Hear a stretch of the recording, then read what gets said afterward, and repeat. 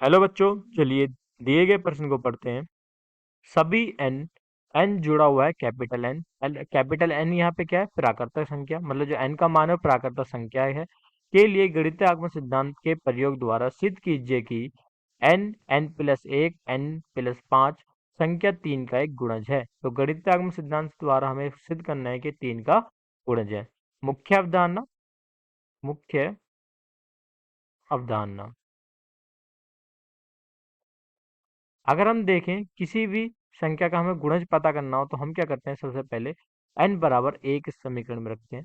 और अगर n बराबर एक रखने पर ये संख्या तीन का मतलब किसी भी संख्या का गुणज आता है तो हम मान लेते हैं कि संख्या उसका गुणज है।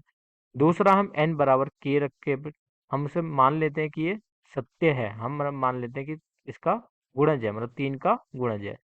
फिर इसके बाद हम n बराबर k प्लस एक रखते हैं और फिर उसके लिए हम यहाँ पे चेक करते हैं कि ये सत्य है या नहीं है। तो हम इसी तरह यहाँ पे इसको हल करेंगे। सबसे पहले हम n बराबर क्या रखेंगे? एक। n बराबर एक रखने पर हमें ज्ञात करना होगा कि इसके लिए सत्य है या नहीं है। n बराबर एक रखने पर n बराबर एक इसमें रखेंगे तो हमारे पास मान आएगा एक, और यहाँ पे एक जमा एक, और यहाँ पर हो जाएगा एक जमा पाँच। तो इसको हल करने पर ये क्या हो जाएगा? दो गुणा छः, दो गुणा छः, और ये क्या आ जाएगा यहाँ पे? बारह। बारह क्या है यहाँ पे? तीन का गुणज।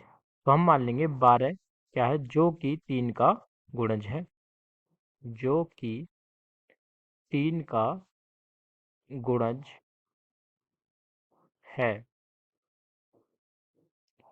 अब क्योंकि तीन का गुणज क्यों है? क्योंकि बारह जो होता है तीन का पहाड़े में आता है, तीन चौक बारह होता है, तो इसलिए तीन का गुणज है। तो हम मान लेंगे इसलिए n बराबर एक पर कथन सत्य है। n बराबर एक पर कथन सत्य है। अब हम किसके लिए चेक करेंगे? n बराबर k के लिए चेक करेंगे। हम लिख देंगे माना n बराबर k पर कथन सत्य है। हम n बराबर k के लिए मानते हैं कि कथन हमारा सत्य होगा।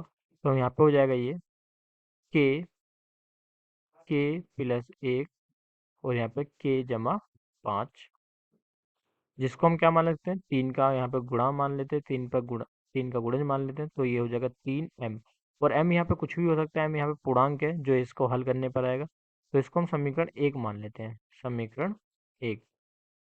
अब हम क्या करेंगे?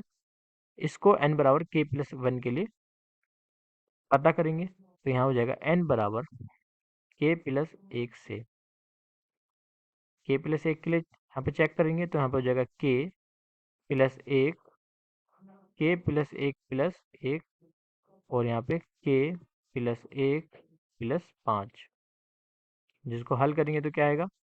k प्लस एक, और यहाँ हो जाएगा k प्लस दो, और यहाँ पर हो जाएगा k प्लस छः।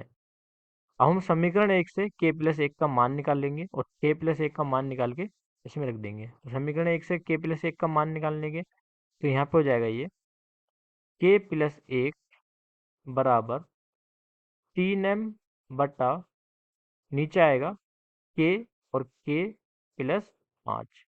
ऐसे k प्लस एक का मान निकल गया। k प्लस मान का उठा के हम k प्लस एक का मान उठा के दिए गए समीकरण में रख देंगे। तो हो जाएगा तीन एम, जिसको हम लिख सकते हैं तीन गुणा एम बटा के, के प्लस पाँच, और यहाँ पे के प्लस दो, और के प्लस छः। तो हम अगर इसको देखें तो ये जो समीकरण है, ये जो समीकरण समीकरण दो बनी है, तो इसमें हम देखें तो तीन का ही गुणज आ रहा है, क्योंकि यहाँ पे m जो ये पूरा पूर्णांक होगा, ये मान होगा। तो यहाँ पे कुछ भी मान हो सकता है, तो ये क्या है? तीन का गुणज है। तो n बराबर k प्लस एक के लिए क्या है? ये सत्य है। तो यहाँ पे हम लिख देंगे n बराबर k प्लस एक के लिए सत्य है।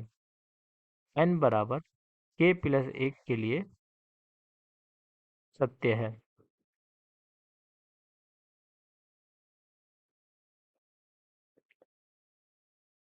अतः गणितीय आगमन सिद्धांत से n, n प्लस एक और n प्लस पाँच 3 का गुणज है।